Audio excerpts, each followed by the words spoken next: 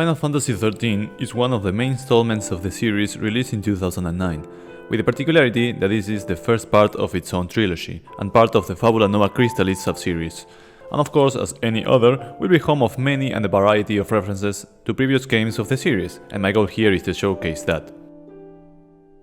Final Fantasy as a franchise will have many recurring elements through the different games, as it's part of their legacy already, which is very nice, but the idea of this recap, in a similar way to my previous Final Fantasy IX and XII videos, is to highlight all the cool references that these games make to the previous ones in more specific ways, which to me is always a very lovely detail and show that the team in charge to create this world, no matter which one, really care about the product and the legacy of the series. That is, you'll probably find a Mind Flyer in every Final Fantasy, you'll probably find a bomb, or a goblin whose attack is Goblin Punch in every Final Fantasy. So we are going to ignore those ones and rather focus on the references that the Final Fantasy XIII Trilogy does to previous numbered Final Fantasy games specifically. The inspiration in doing this is to showcase how these games, often jeopardized by a portion of the fans, have some of the most attention to details and love to previous installments in very touchy ways. Before we dig deep in this, be mindful that through the course of this video there will be spoilers for it, although I'll be speaking about all the allusions in chronological order as possible, so there will be timestamps for each game and category. The first reference or small inspiration you'll see may be one that most players catch on, even without realizing, and that is that the very first fight when you get to control a character for the first time that serves as the tutorial battle is a big throwback to the introduction of Final Fantasy VII for a couple of reasons. First, you have the enemy itself that Lightning and her gunner teammate Sash have to defeat, the Manasfin Warmech,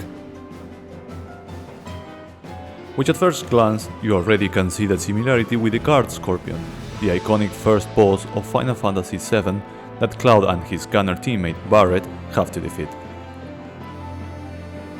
But also you can take both whole sections as similar, because you arrive to the destination out of a train, and more importantly, and what most people notice, when Sash mentions Lightning that she is a soldier at Guardian Corps, she is quick to clarify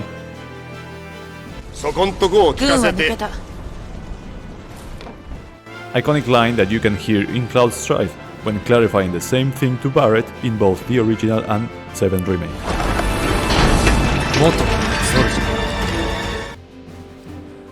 Now, I think it's very worth to clarify, to think that Cloud and Lightning are the same type of character is just being wrong, and probably judged by their introduction lines and moments like this only, while ignoring their individual arcs that reveal and mark them as very different people personality-wise through their long games.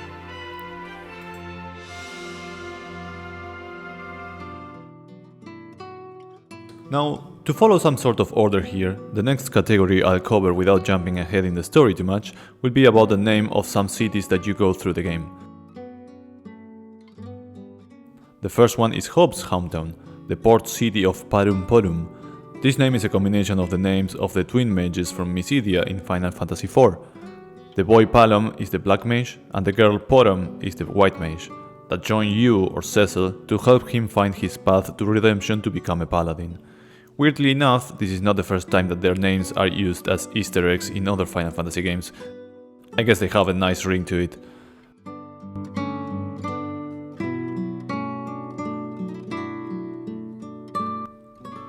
The other city is the colorful, happy, and the place where nothing can possibly go wrong, Nautilus City of Dreams.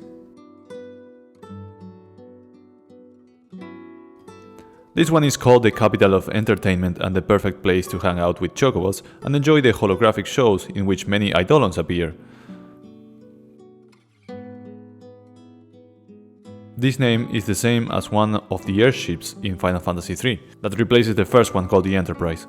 But to be fair, while the airship is probably inspired by Jules Verne's novel 20,000 Leagues Under the Sea, this city has a better inspiration. It just looks like a Nautilus shell. Speaking of airships and locations, during some segments in the game, you get to be in an airship owned by the cavalry under the command of Sea Drains, which you get to see for the first time when they rescue Snow from the Brescia Lake and is brought here. This one is called Lindblum airship.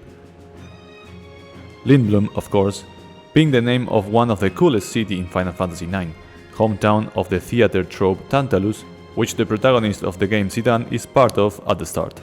You could say that it's his hometown, in a way. And funny enough, also under the command of a guy called Sid.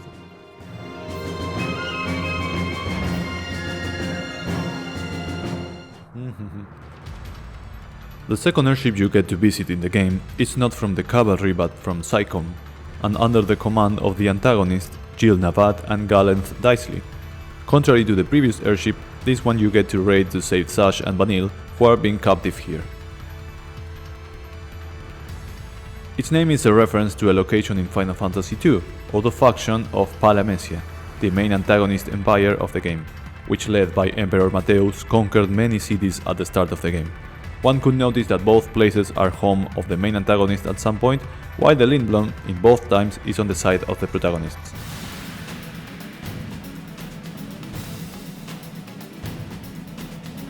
We move on to some fights and big bosses that their name resembles a reference to a previous game.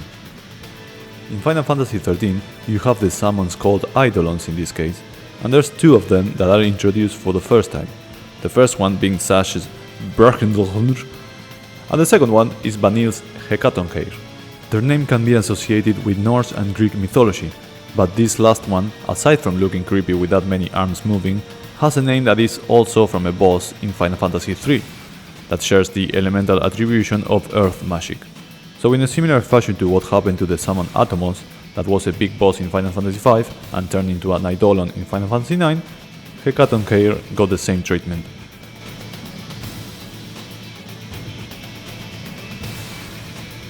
An Eidolon or summon that did not appear as a fight or a playable, but does have its own appearance, is Final Fantasy X main Aeon Valefor, often associated with Yuna herself. This one appears at Nautilus Pompa Sancta Parade, same place you get to see Ifrit in the game. In the play, the Cocoon Lucy transforms into Valefor to face Ragnarok.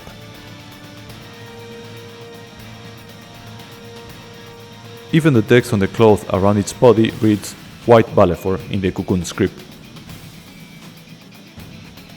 One of the main antagonists and leader of the Psychom elite group, Yak Roche, acts as a boss fight when going back to Cocoon, and such won't be against him alone, but the Psychom machine he pilots called the ProudClad. The name, besides the details and translations, is a clear reference to the original ProudClad of Final Fantasy VII. Not only that, but they are both big machine bosses piloted by the directors of the antagonist group of each game when returning to the main fair city in the late game. Roche in 13 and Scarlet and Heidegger in 7.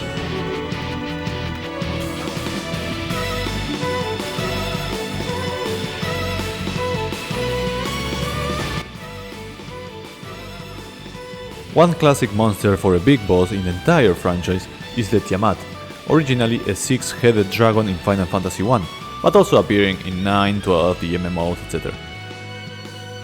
This game, in its own way, also has an easter egg about this iconic dragon, in the form of the final boss of the final dungeon of the game called the Tiamat Eliminator.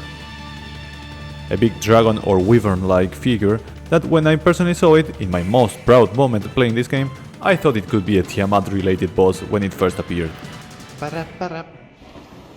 Bahamut, Behemoth, Tiamat. Oh,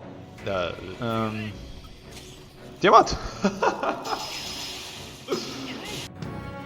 Or it could also mean that I'm a little bit obsessed trying to catch these references. The next category that I'd like to cover in this first game is the one that covers the different weapons you can get and use for your party members, and highlight the ones that are unique to previous installments. Probably the most recognizable is Fang's ultimate weapon, which comes in two parts. And, as the Lancer or Dragoon that she is, their names are based on iconic characters. Her weapon called the Venus Gospel can be upgraded into the ultimate Kain's Lance. I say that because Kain Highwind from Final Fantasy IV, although not the first, is the most iconic Dragoon in the series, and his armor or weapons would be the first inspirations for the Dragoon class in general. And the Venus Gospel is the ultimate weapon of the most unconventional Dragoon ever, and the reason I love him, Cid Highwind from Final Fantasy VII. Seeing them next to each other cracks me up every time.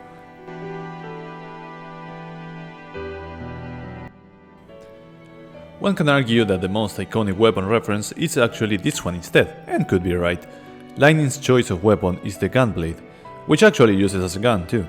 And what more iconic user of that than Squall Lionheart himself? That's why one of Lightning's weapon is a Squall ultimate in Final Fantasy VIII called, you guessed it, the Lionheart. And the third weapon, as Vanille uses a rod similar to a fishing pole to hunt air monsters on the Grand Poles, is not the most common of weapons in Final Fantasy, but the name of her ultimate weapon Nirvana matches Yuna's celestial weapon from Final Fantasy X, which is also a rod or a staff, even if she doesn't use it for catching air fishes or anything. So taking in consideration that, the name, and that they are ultimates, can be a direct reference. Another way of having very sneaky Easter eggs in the game is to make use of the Fal'Cie. These are the supernatural beings to the Fabula Nova Crystallis mythos that are partially responsible of the creation of the land and turn people into lucid, so they exist already as a foundation of what Final Fantasy XIII is built upon.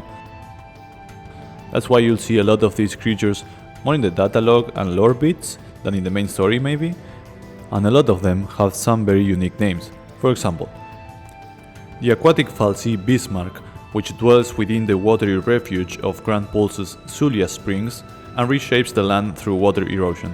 This matches not only in name but aesthetically with the original Final Fantasy VI Bismarck, an aquatic esper that looks like a whale and has a water elemental magic attack.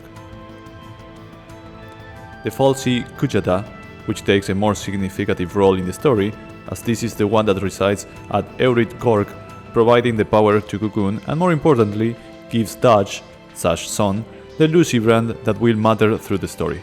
But still, its name is the same as the summon that appeared in Final Fantasy VII, Kjata, which is closer to the original inspiration of a ball with many elemental magic attacks.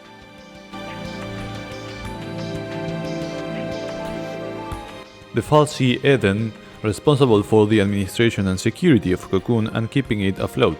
Your objective in the game is to reach Sash so you can confront Orphan. So you get to see Eden's servant in the final dungeon, which if you ask me, one of them look very similar to Mateus in Final Fantasy XII.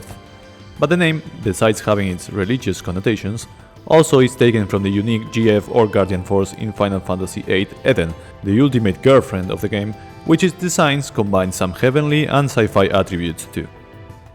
The Fal'Cie Dahaka, one of those you get to fight in the game, specifically at the top of Tal Jin's tower, shares the same name, at least in Japanese, to a boss fight in Final Fantasy IX, the enemy you deal with at the Ibsen castle, Dahaka.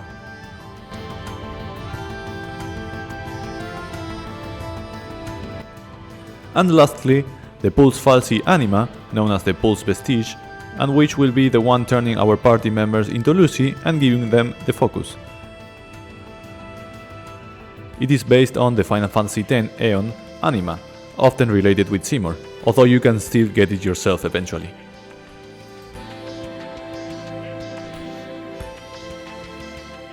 And lastly, one of my main inspirations of making this video is how I started getting achievements while doing the side quest of the game that are the Seath missions. When you enter the most open part of the game at the Grand Poles, many Seath statues will ask you to slay a monster that they couldn't in their life before turning into what they are now, living in regret.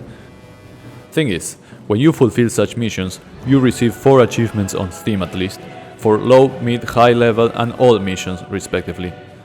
Their names are all referring to the Warriors of Dawn, the 4 heroes of Final Fantasy V that seals X's death prior to the adventure of Parts and the crew. Kelger's Cup is named after the leader of the werewolf tribe, Kelger Blondet. Cesat's Chalice is named after the king of Surgate, Cesat Matthias Surgate. Dorgan's Trophy is named after Bart's father, Dorgan Closer. Finally, Galuf's Grail is named after Galuf Han Baldesion, king of Bal, and your own party member during the first half of the game.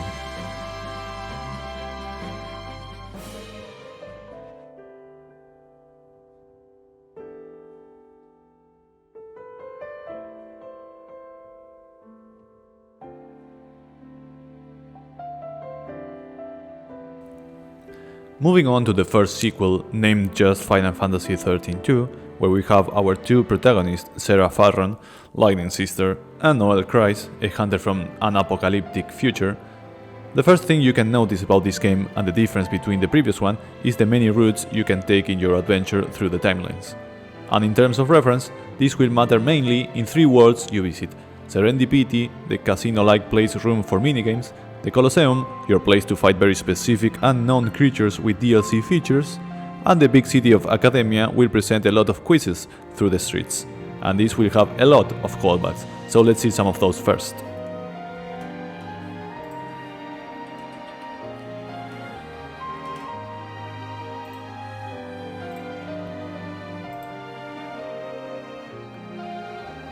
Some terminal around Academia will present you a quiz called Brain Blast to obtain fragments and experience as rewards. And in a similar manner, the NPC Captain Cryptic's Confounding Quiz, which is a duplicate of Lightning's Superior, will test you with some questions that include: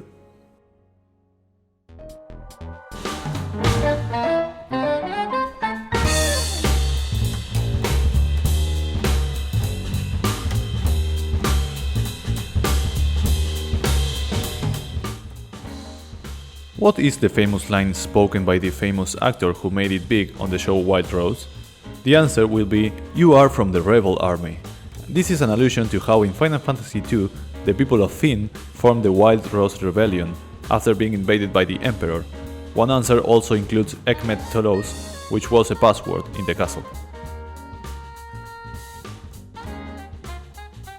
What was the name of the device used by Sanctum's elite soldiers that allowed one to control gravity? One of the wrong answers here is Noah's lute, an allusion to Final Fantasy III, as it's a key item found in the Temple of Time, which is required to awaken Unei.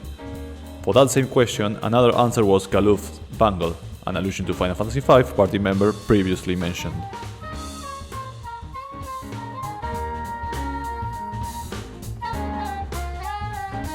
What legendary creature was found in a block of ice on Grand Pools? And its answer, Valigarmanda, is a direct allusion to Final Fantasy VI Esper of that name, the one you encounter at the start of the game, trapped in ice too.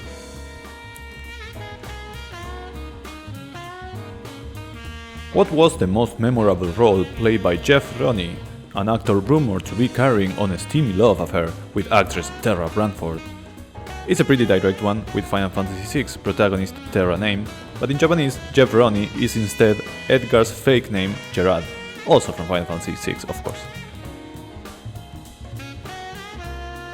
The question, of all the Chocobo Race urban legends, which one is said to possibly be true? And the answer, a prisoner won the race and he and his group were pardoned, is a direct reference to the event in Final Fantasy VII, where you have to win a Chocobo Race for you and your party to leave Corel prison. There will be optional wrong answers in a couple of questions that will be Project Genesis or Loveless, which are all related to Crisis Core Final Fantasy VII, especially its main antagonist Genesis.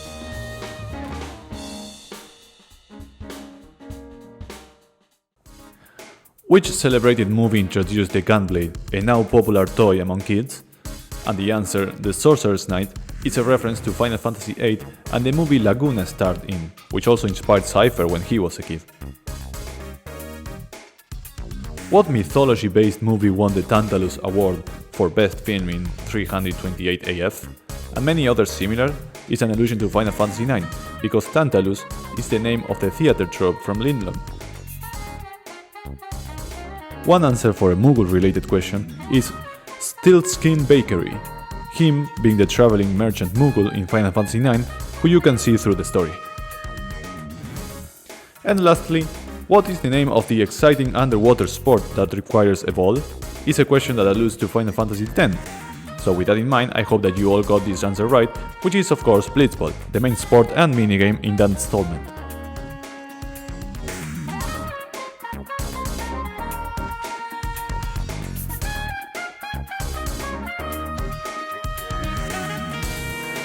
The visit at the casino-like place Serendipity will have some other cute details around.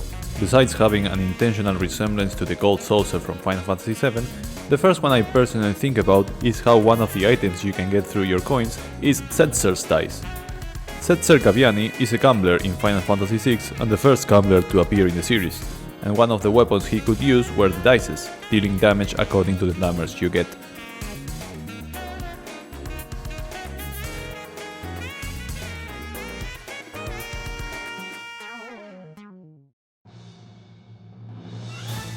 And lastly, the biggest or at least more obvious Easter eggs in this game have to do with the big DLC battles you can have at the Colosseum.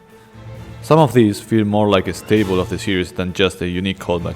That is because two of the most iconic enemies in Final Fantasy, Gilgamesh and Omega, are available to fight in this game. And while this exists since Final Fantasy V, their appearance as super bosses have been present in multiple games at this point, even in remastered versions of older games. So these two cases are more expected but nonetheless amazing choices to see in this technology.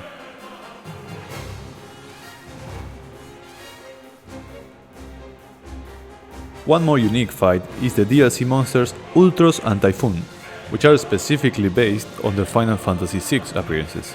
Ultros is this unique purple octopus-like creature that you see in many stages of the game and have banter with, while Typhoon is a two-headed very disgusting monster that attack your ship and are linked together eventually. During their fight, Ultros flirts with Terra, states his hatred for muscleheads, like with Sabine in 6, and introduces Typhoon in the same fashion and similar choice of words as in his final fight with you in Final Fantasy VI.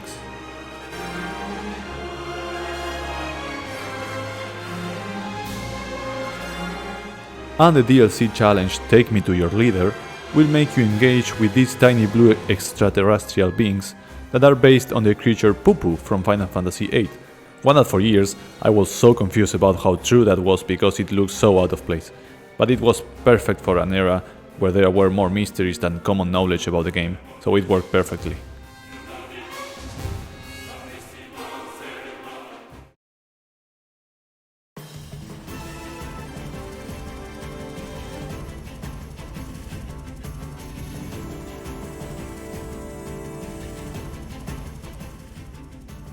The third and final part of the trilogy is called Lightning Returns Final Fantasy XIII, also known as the game that I hold very dear and close to my heart.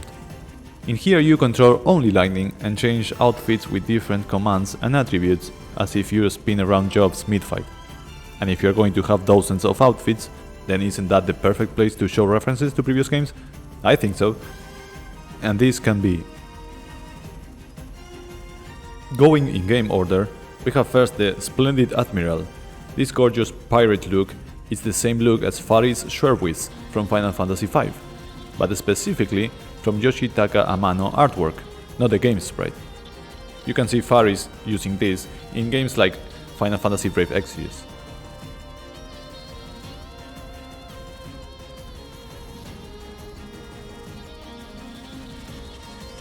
The Heartstealer garb, which may be my favorite in the game, is also a direct outfit from one of Amano's artwork, and in this case is from Locke Cole from Final Fantasy VI, which is personally the best looking guy and outfit in the entire series, so you can see my bias here. Also, as a side note, it has been told that some of the more masculine garbs Lightning use are based on the model of Setzer, previously mentioned character from this game. The garb Soldier First Class, I wonder who that belongs to. But as a DLC, it not only comes with the outfit alone, the weapon Buster Sword and the armlet from the uniform are also included for Lightning to use. That, along with her unique victory animation and victory fanfare, are all to allude Final Fantasy VII and its protagonist Cloud Strife.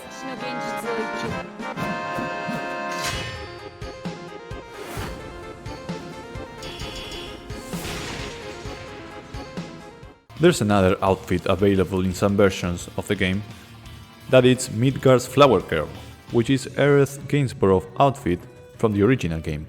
Along that, you can smack enemies with the stick and use the ability Great Gospel, which is one limit break Aerith had in the original FF7. You'll also get the victory fanfare and a similar victory pose. There was also a moment in the trailer showcase where Lightning using that dress got pierced, but let's pretend they didn't go there. Speaking of magical ladies, the garb Spyra's Summoner is an exact outfit from Yuna of Final Fantasy X. This one also comes with some weapons like her staff, a shield with the ability Hymn of the Faith, and victory poses to copy her. The coolest thing though is that it's not only her Summoner outfit, but also her Gunner dress sphere from Final Fantasy X-2, her most known look from that game, where you can also change outfits.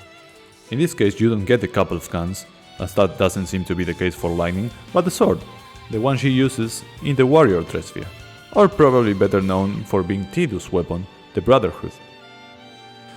Besides scarves and weapons, you can equip yourself accessories, and one of these are the Soul of Minu accessory, which refers to the white mage Minu from Final Fantasy II. The Falcon charm is named after the airship Falcon from Final Fantasy IV. These are attributed to the accessories that grant you fast ATB recovery. Tycoon's Comb refers to the Kingdom of Tycoon from Final Fantasy V, and the pendant Lena and Faris wear.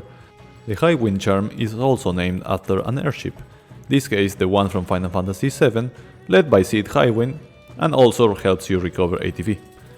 Not an accessory but an item dropped by a big enemy at the desert is the Desert Rose, probably a callback to how Ruby Weapon at the Corel Desert drops that item as a reward after beating it.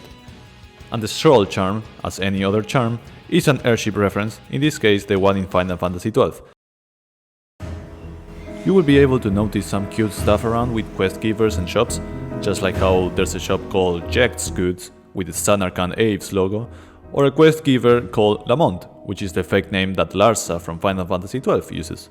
But the most important thing, and the second reason I want to make this video, is one of the gems of Lightning Returns, the Street Musicians, which for our video it means musical references. Every single one of these hit me right in the heart and I was so happy. So, in order.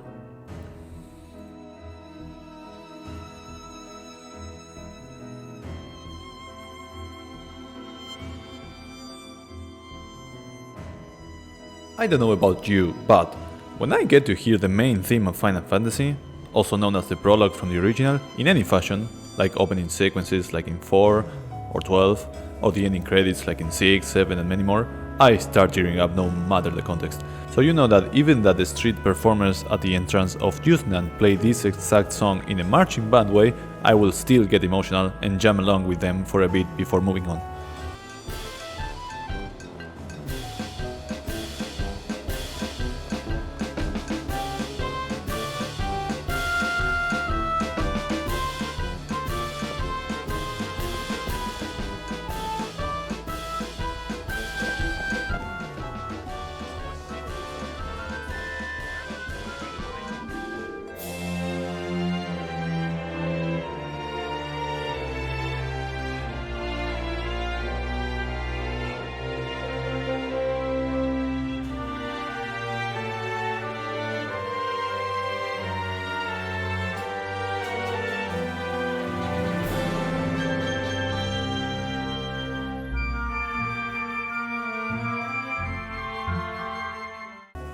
In the Tavern of Ruffian, there's a bard giving us a show, and this one is also pretty emotional, as it's Final Fantasy III main song from its overworld, Eternal Wind, with lyrics, and not only that, but you have both the English version and the Japanese one accordingly.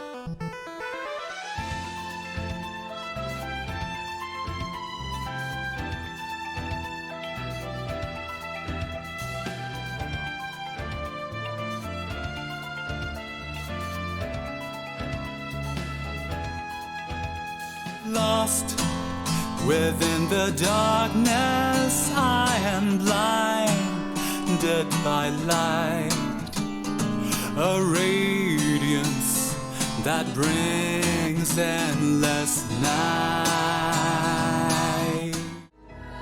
Back in Jutland, the city that doesn't sleep of course, there's another tour guide that will appear at the end of the town, and after a couple of talks, he will start doing his flawless show, with another of the most iconic songs in Final Fantasy history, and one that exists in more than 10 official versions probably, Gilgamesh battle theme, The Battle on the Big Bridge. What song are you playing?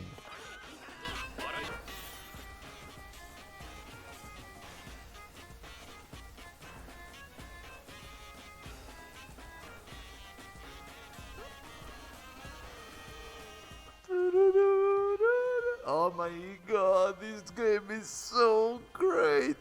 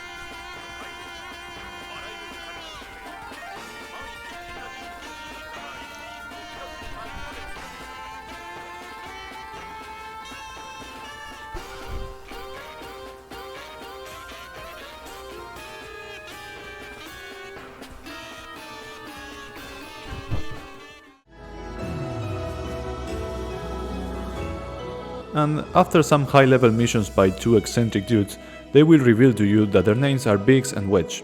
Those names will be familiar for many reasons, but the specific reference is to their main appearance in Final Fantasy VI as Terra's soldier companions. And we know that because after changing their profession and start dedicating to being street musicians, they will be playing a rendition of Terra's theme. Not just FF6 main protagonist music, but also the one that plays along the opening, where you can see the Magitech armor walking through the snowfields, being Biggs and Wedge two of those.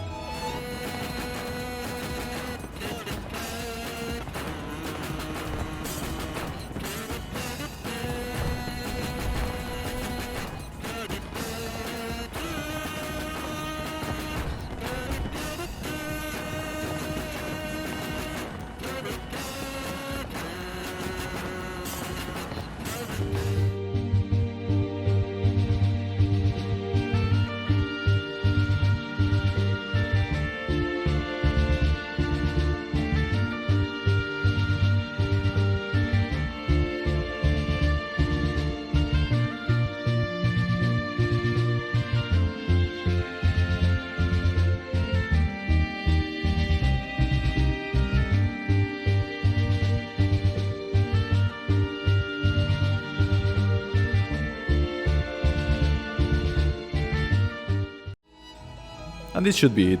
There's probably many other details and some that can be arguably intentional reference, but I think this covers pretty much a lot. And it's also a good show of how much love and attention is put into this trilogy, which to me show how much of a pure Final Fantasy game or installment they are. And also I think these things deserves to be highlighted to appreciate the attention and care put into it, as tiny or as complex they can be. I hope you enjoyed this, show Final Fantasy XIII and the series some love. It's my favorite, but also a nice couple of worlds that you can dig into and feel immersed for a bit and enjoy the journey, forgetting of everything that is around you. If you liked it, I appreciate any type of like, comment and all that stuff. I also stream on Twitch as I'm playing Final Fantasy Tactics for the first time. I'm very bad at it. I recently finished the other release from the Fabula Nova Crystallis series, Final Fantasy Type 0, which means I'm a shell of the man I used to be and my soul have left my body. Good times, 10 out of 10, I would recommend.